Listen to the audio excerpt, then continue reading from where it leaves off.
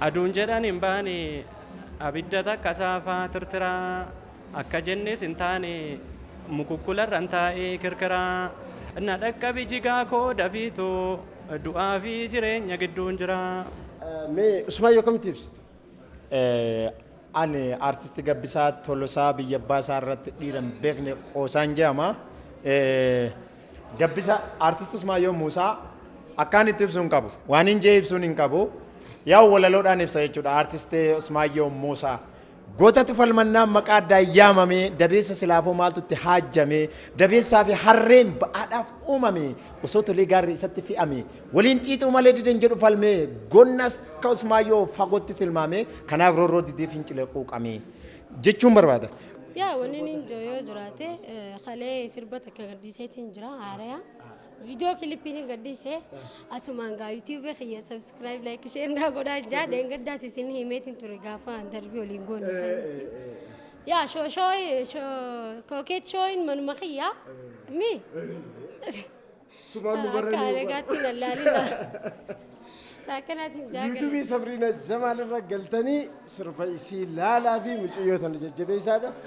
Waada gadi akka studio dhuftee naasoo. Niin argama dirqama atu wayna dhiistaa yoo nan sidhiis.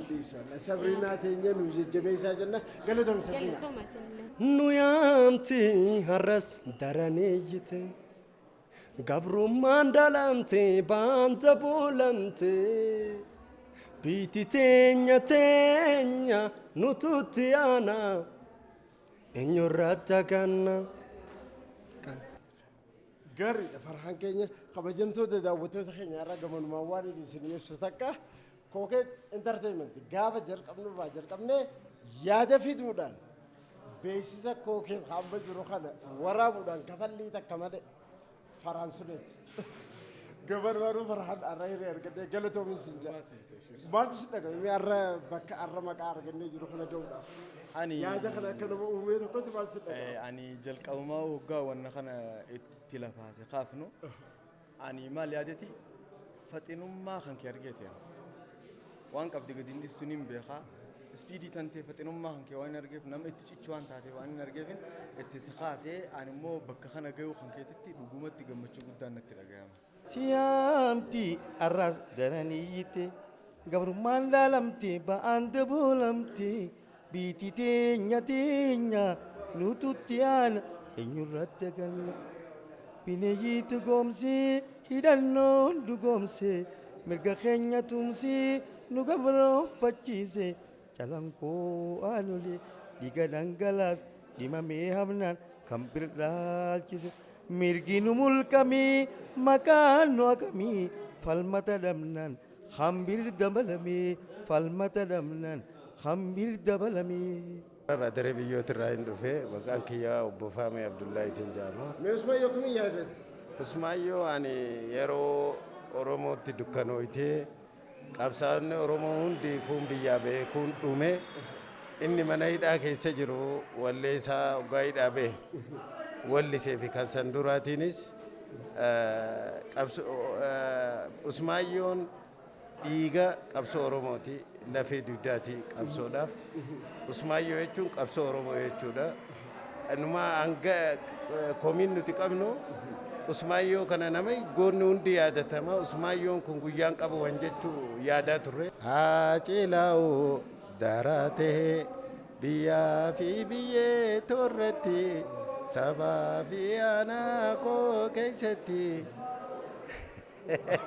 Mee sirba Usmaayyoo keessa kam yaadate? Anja. Aje. Sodaadha. Ni jaalatte godhu. Warra isaati biyyi. Warra Booranaati. Warra Booranaati. Achi teessee Usmaayyoo dhagaa turte. Mee Usmaayyoo kam yaadatte?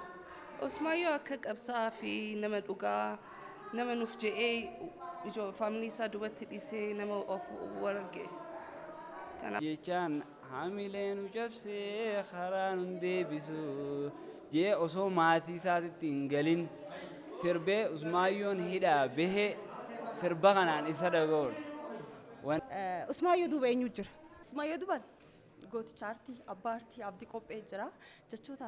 Seenaa dhaabbataa kan yeroo dheeraa naa yaabbate galmee seenarraa ifee walgee addunyaa maaraa harkachuuf lollaa oromoonarraa.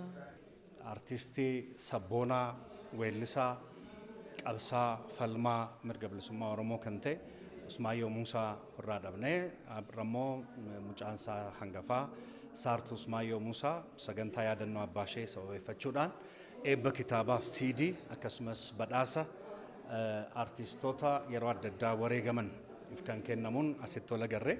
Ani bar namni inni irraa fakkeenya fudhadhe bar gootota keenya Hacalii Calanqoo irraa eegalee warra baga dhumne juu irraa hin dhaladhee bar dhalootaaf bu'uura taanaa kajuu bar isaan irraa hin dhaladhe.